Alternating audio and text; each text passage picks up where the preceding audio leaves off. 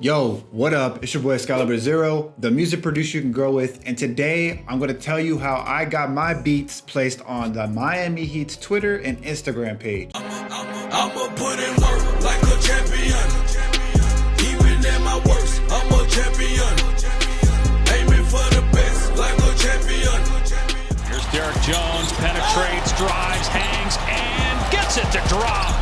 So if you know me, you know I'm a huge fan of basketball. I watch it every season and I was really hyped when I got these placements. So if you don't know, I've talked about this before on my page, but to get these placements, I go through a music library. And if you don't know what a music library is, it's a music catalog where production companies and networks get their music from. It can be with any company. There are tons of companies out there that are music libraries that you can submit your music to. If you do not know how to submit your music, I do have a course on how to get your music placed and where to submit, as well as some libraries that you can actually reach out to yourself. A few people already who've taken the course have got placed so far, so it's really dope, the success coming out of that. It's only 30 bucks right now. I do have a part 2 coming out very soon. It should be out by the end of the month with the part 2 of how to actually structure the beats and stuff like that. But basically, what I did was I made these tracks for the NBA. Essentially, I made 10 tracks for an NBA album. Now, those tracks were placed outside of just the NBA. They were placed on ESPN The Jump, ESPN's First Take, and a few other different shows on the ESPN network. I had made a video of how I broke down and how I structured the actual beat for that placement. I had my homie Nareem World come in and sing the vocals on the actual track. We sent that track out to the music library. That music library sent it out to different networks and production companies, and that's how it got placed. Now, if you're looking to actually search for these music libraries, like I said, I do have a course on it, but you're able to find these libraries on LinkedIn and stuff like that. I do have ways where I reach out and email templates in the actual video course that I mentioned earlier that'll really help you get your feet in the door. But when you are placing tracks that are vocals, they pay higher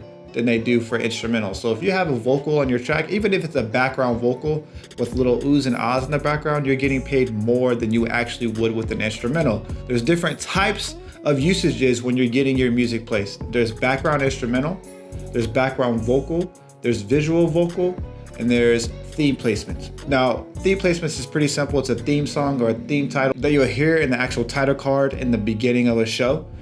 Background instrumental is just gonna be a background track, a beat in the background.